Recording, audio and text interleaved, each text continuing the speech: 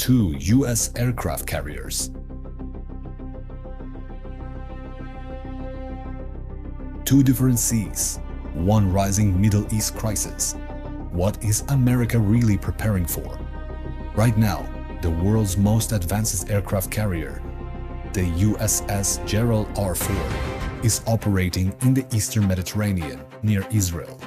At the same time, the USS Abraham Lincoln is positioned in the Arabian Sea, close to the Strait of Hormuz, within operational range of Iran. This isn't random. Military analysts say this creates a two-front naval posture.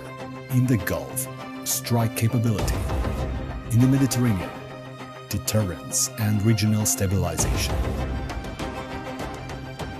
Iran has claimed missile activity targeting U.S. assets.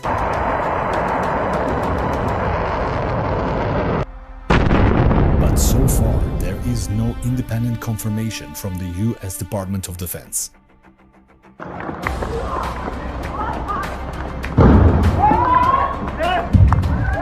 What's clear?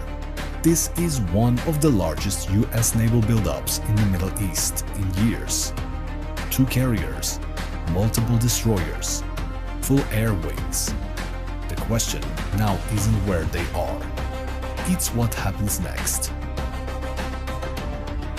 Is this deterrence or preparation for something bigger? Follow for real-time global defense updates.